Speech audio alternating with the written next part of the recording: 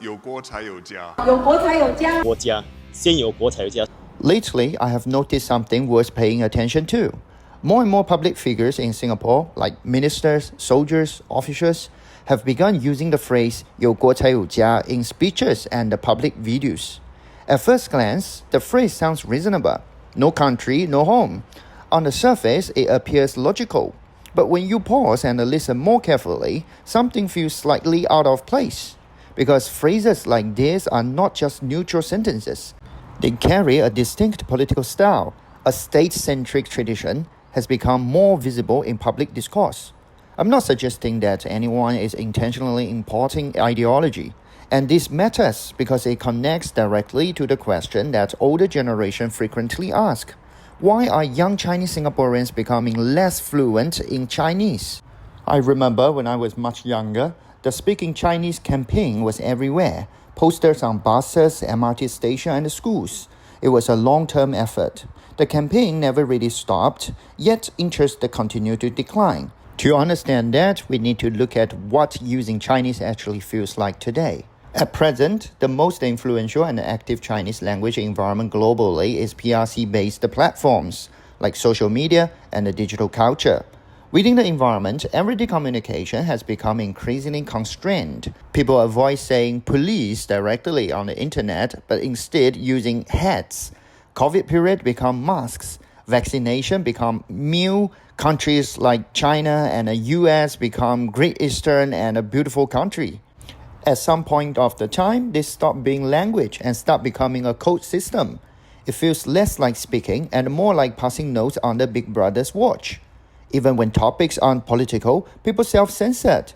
Jokes are softened, search results are incomplete. A language that forces you to speak in riddles just to say normal things is not efficient communication, and young people don't adopt a language that feel exhausting or risky to use. Now, let's talk about the second issue, one that is less discussed but just as important: aesthetic ugliness and ideological pollution. Words like positive energy, long live the country, no home appear more and more often in Chinese discourse. They share the same tone. They are serious, collectivist, moral loaded. They demand emotional alignment, not discussion.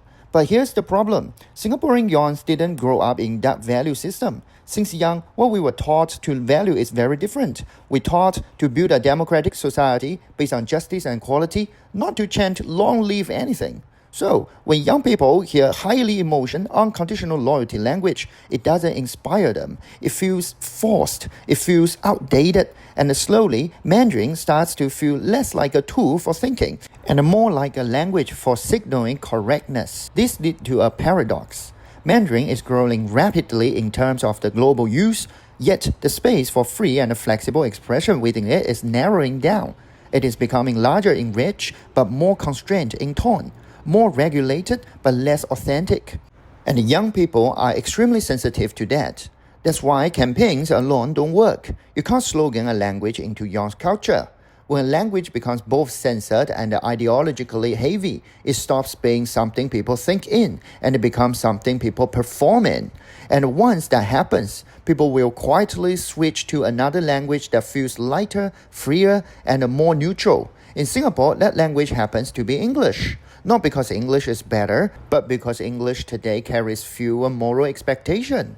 So, when older generation ask, why can't young Singaporeans speak Chinese anymore? That hard truth might be this. Young people didn't abandon Chinese. Chinese become harder to breathe in, and that's just how language survive or slowly fade away.